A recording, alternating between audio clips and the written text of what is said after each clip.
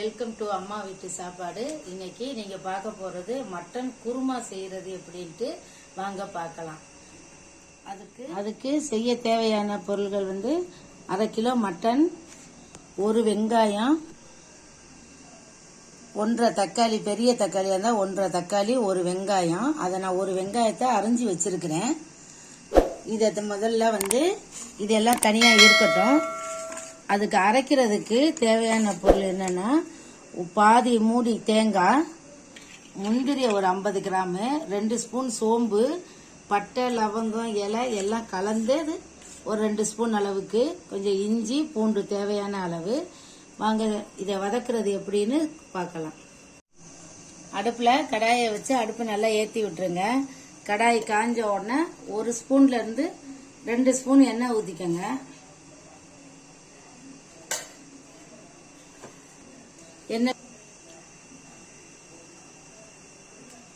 எண்ணெய் கொஞ்ச நேரம் காயட்டும். காஞ்ச உடனே எடுத்து வச்சிருக்க சோம்பு 2 ஸ்பூன் போட்டுக்கோங்க. 1/2 கிலோ மட்டனுக்கு. இந்த எடுத்து 2 ஸ்பூன் காமிச்சேன்ல, அந்த வந்து பாதி இதுல தாளிக்கிறதுக்கு போட்டுக்கோங்க. பாதி இருக்கட்டும். முந்திரி,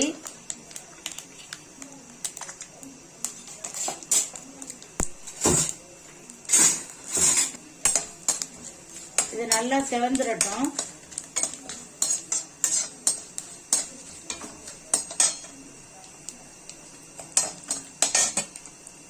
இப்ப நம்ம திருவி வச்சிருக்க தேங்காய் 1/2 மூடி.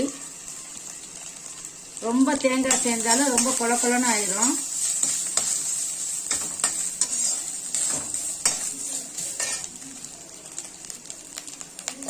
இஞ்சி பூண்டையும் வதக்கிக்கோங்க.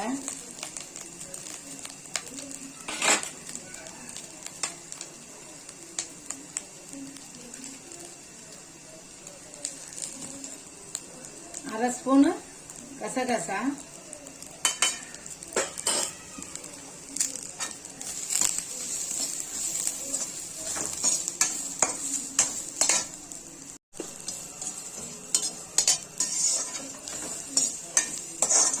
இந்த மாதிரி நல்லா செவக்க வறுத்துக்கிறணும். ஏன்னா அப்பதான் வாசமா இருக்கும் தேங்காய் குருமா. அரைகுறையா வறுத்தீங்கன்னாக்கா குழம்பு வந்து கொல கொலன்னு ஒரு மாதிரியா டேஸ்டே இல்லாத மாதிரி இருக்கும். இது நல்லா வறுக்கிறதுலதான் இருக்கு குழம்பு டேஸ்ட். பொட்டுக்கடலை சேர்த்துடாதீங்க. பொட்டுக்கடலை சேர்த்தா கொல கொலன்னு நல்லா இருக்காது. பொட்டுக்கடலைக்கு பதிலாக முந்திரி நம்ம கொஞ்சம் அதிகமா போடுறோம். முந்திரி இல்ல, முந்திரி போட்டா உடம்புக்கு ஆகாது அப்படின்னு சொன்னா பொட்டுக்கடலை லைட்டா போட்டுக்கலாம். டெய்லி சாப்பிட போறது இல்ல குருமால, அதனால முந்திரி போட்டு செஞ்சா ரொம்ப நல்லா இருக்கும். குழந்தைகளும் விரும்பி சாப்பிடுவாங்க. இது செட்டிநாட்டு குருமா. காரைக்குடியில செட்டிநாட்டுல விசேஷங்களுக்கு இந்த மாதிரி குருமா செய்வாங்க, விருந்துக்கெல்லாம்.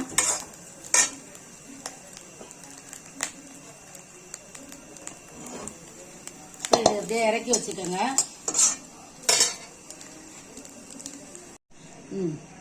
அந்த தக்காளியை நைஸா வெட்டிக்கோங்க.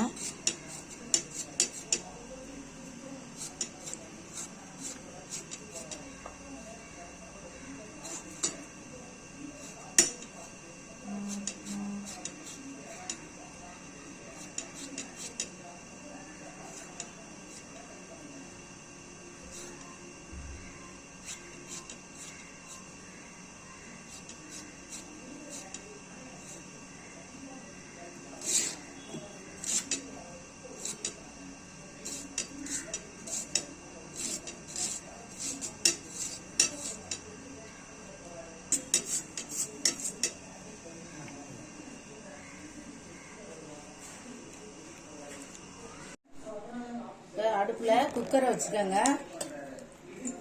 2ல இருந்து 3 ஸ்பூன் எண்ணெய் ஊத்திக்கோங்க. எண்ணெய் காஞ்சிருச்சு. சோம்பு, நான் மீதம் எடுத்து வச்சிருந்த பட்டை, லவங்கம்,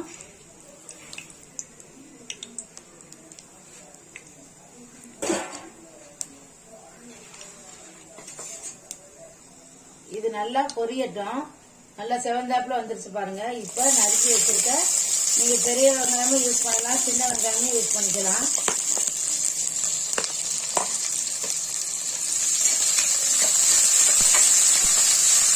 நல்லா வதங்கிடுங்க.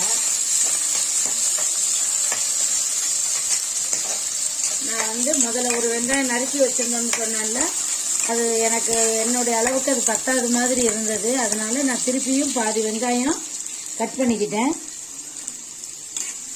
உங்களுக்கு தேவையான அளவு நீங்கள் யூஸ் பண்ணிக்கலாம். வெங்காயம் ஒன்றும் அளவு இல்லைங்கிறது இல்லை, என்னுடைய அளவுக்கு நான் அதை சொன்னேன். உங்களுக்கு கம்மியாக வேணாலும் நீங்கள் போட்டுக்கலாம், அதிகமாக வேணாலும் போட்டுக்கலாம். அதிகமாக போட்டிங்கன்னா டேஸ்ட்டு நல்லாயிருக்கும்.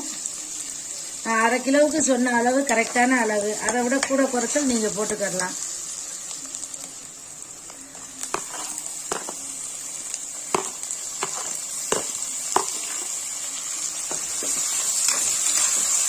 இஞ்சி பூண்டு அதில் அரைக்கிறதுனால இதில் போட தேவையில்லை.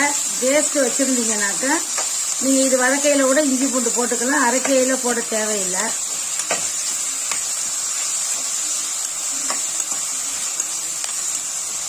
என்னுடைய வீடியோவை மறக்காமல் முழுசாக பாருங்கள். அப்போ தான் நான் என்ன செய்கிறோம்ங்கிறது உங்களுக்கு கரெக்டாக தெரியும்.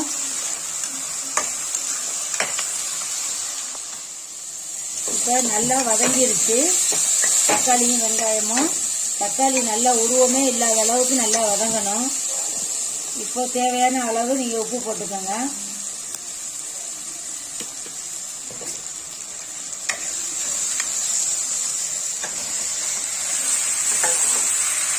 நல்லா மட்டனை போட்டு நல்லா வதக்கிக்கோங்க.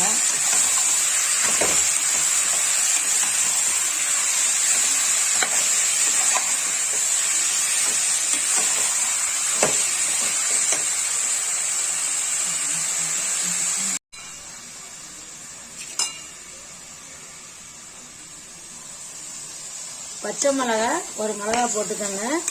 நான் வந்து அரைக்கையில் உங்களுக்கு காரத்துக்கு ஏற்றது மாதிரி 2லேருந்து 3 பச்சை மிளகா, காரம் எவ்வளவு தேவையோ அந்த அளவுக்கு பச்சை மிளகா அந்த தேங்காயோட வதக்கையிலே போட்டு வதக்கிக்கோங்க. வதக்கினாலும் சரி, இல்லை அரைக்கையில் நீங்கள் வதக்கிக்கிட்டாலும் சரி. இந்த பாருங்க, இதை வந்து நான் அரைக்கிறதுக்காக எடுத்து வச்சிருக்கிறேன். ஒரு மிளகா போட்டிருக்கேன் காரத்துக்கு. மறக்காம இது வந்து நாங்கள் வீட்டிலேயே காய்ச்சின நெய். இதனுடைய டேஸ்ட்டுக்கு காரணமே இந்த நெய் தான். இதை நல்லா வதக்கையில் ஒரு 2 ஸ்பூன் அளவுக்கு நெய் விட்டுக்கோங்க.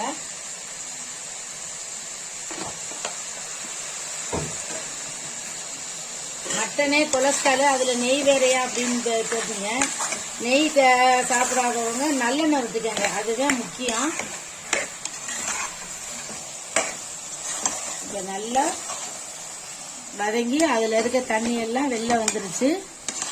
இந்த நேரம் ஒரு 2 கிளாஸ் தண்ணி, அதாவது ஒரு சொம்பு தண்ணி ஊற்றி குக்கர் மூடி போட்டுருங்க.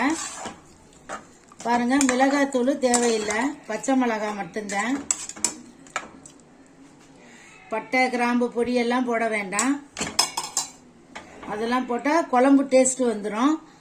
எதுவுமே போடாமல் வெறும் சோம்பு மட்டும்தான், வெங்காயம் தக்காளி. இப்போ குக்கர் மூடி போட்டுடலாம்.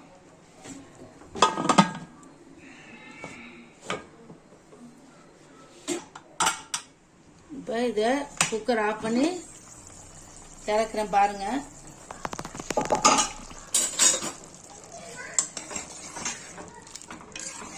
இப்போ மட்டன் நல்லா வெந்திருக்கு. மிளகாத்தூள் போடலை, அரைக்கையில் பச்சை மிளகா போட்டுக்கோங்கன்னு சொன்னேன் காரத்துக்கு ஏற்றது மாதிரி. இந்த மாதிரி அரைச்சிக்கோங்க நைஸாக.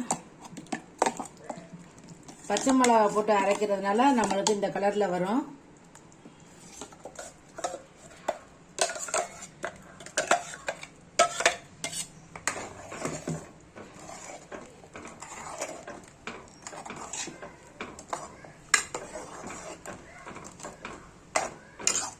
கொஞ்சம் திக்காக இருந்தால் தண்ணி ஊற்றிக்கோங்க.